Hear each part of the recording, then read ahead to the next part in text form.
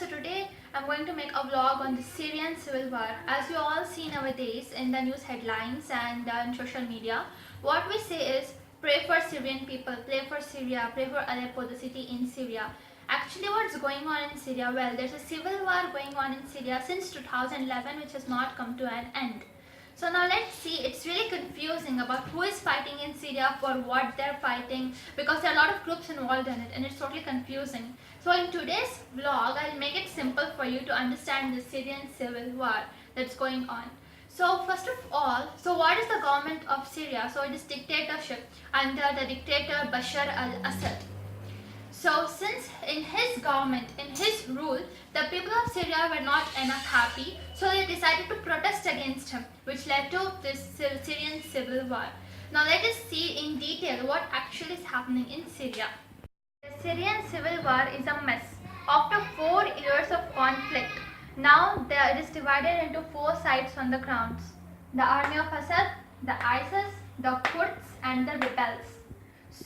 And all these different sides have foreign supporters or backers that support them against each other. But the irony is that these supporters or the foreign backers don't even agree with each other about who they're fighting and what they're fighting against or what they're actually fighting for.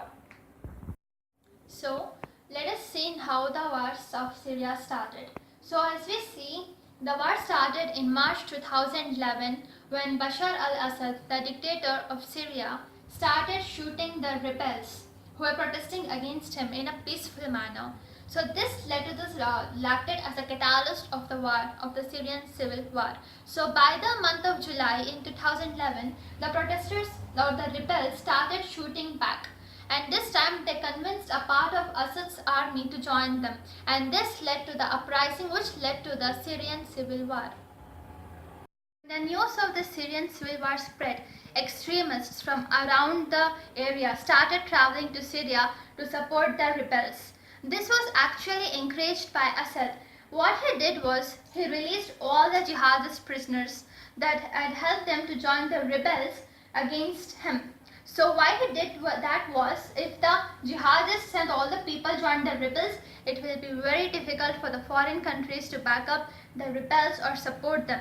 So this is why he encouraged and released all the jihadist prisoners to join the rebels and the rebellion against him. In the year 2012, the Al-Qaeda group which was supporting the rebels formed a new branch in Syria and named it as Jabhat al-Nusra. So during that exact time, the Kurds in the north, the people of Kurds, what they did was they have long sought autonomy or the right to self-government. So they took the arms and then they withdrew from Assad's rule and then came here and started rebelling against Assad. So this led to more and more rebellions in the state of Syria.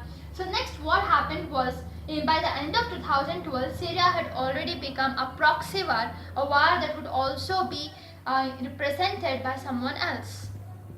Next what happened was Iran, which is one of the most important ally of Assad's government. It intervened on Assad's behalf in the Syrian war, and by the end of 2012 sent a large number of cargo flights and a large of officers on ground to help Syria, Assad's government in the war. So Iran started supporting Assad. Okay. Next, after this, the Gulf states of the Persian place, the Gulf states, they started supporting the rebels by sending them a huge amount of money and a lot of weapons. And the Gulf states didn't do it directly, but they did it through Turkey. So they sent all the money to Turkey and it was sent from Turkey to the rebels. In this way, the Gulf states started supporting the rebels. In the mid-2012, when a group called Hezbollah, the Shia militant group and a political group from the country of Lebanon. So when this happened, when they started supporting Assad's army backed up by Iran, when the Gulf states got to know about this, they started funding the rebels more. They started sending the rebels more money and more weapons, but this time it was not through Turkey, but it was through Jordan. As you can see, it was through Jordan because Jordan also opposed Assad. By 2013, the Middle East was divided into two powers, the Sunni powers supporting the rebels and the Shia power supporting Assad's army. In April 2013, the administration led by Obama was horrified at the cruel acts done by the army of Assad on the people of Syria. So it signed a secret thing to help out the rebels with the Central Intelligence Agency, that is CIA, and decided to equip the rebels with lot of weapons and to train them to fight against Assad's army. In August 2013, Assad attacked the people of Ghouta, in a town called Ghouta, attacked the people with chemical weapons, which led to mass deaths. And because of this, Obama in the US gave a statement that they would do a military strike on Assad's army because of the cruelty shown by Assad by using chemical weapons. But after the 3 days of the statement of Obama, Russia told Assad to surrender all the weapons it has, the chemical weapons, to the international community to avoid a military strike down by the US. And so they did, they surrendered and the US backed down. But this time, this led to a battle of great powers because America was against Assad, but Russia was supporting Assad. After some weeks, the first training group from US reached the rebels in Syria and started training them to fight against Assad. And in this manner, the US is now a part of the Syrian civil war. And after some days, what happened was some of the rebels in the Al-Qaeda group, some of the people, through an internal disagreement, they formed another group and called itself as Islamic State of Syria and Iran, that is called as ISIS. This ISIS, it became an enemy of the Al-Qaeda group. ISIS didn't fight Assad's army, but it fought other rebels and the Kurds, as you can see.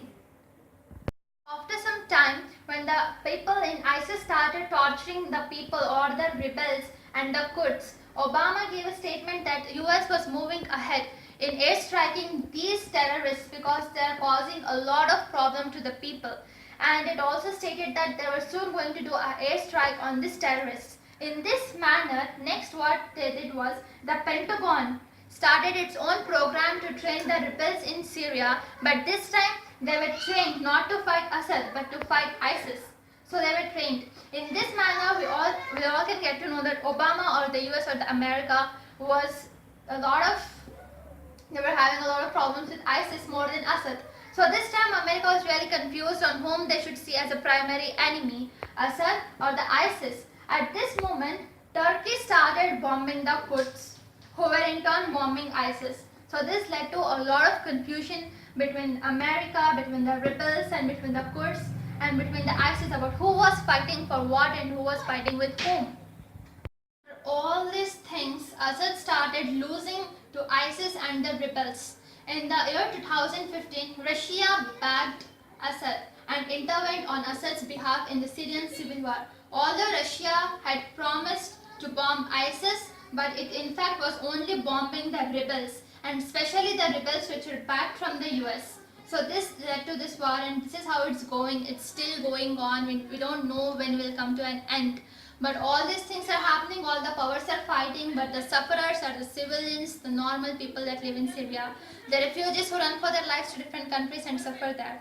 What we all can here do is pray for this war to come to an end so that the people of Syria, almost all the countries in the Gulf, they all go through all these problems, and we hope that and we'll pray for them so that they could live a normal life again like us, other than being feared of being bombed and fear of being shot down. So all we can do is just pray for these people. So let's pray for them. Let's pray for Syria, for Aleppo and all those things. And so now you may be knowing exactly why the civil war of Syria is happening and all those things. So this is the end. So thank you.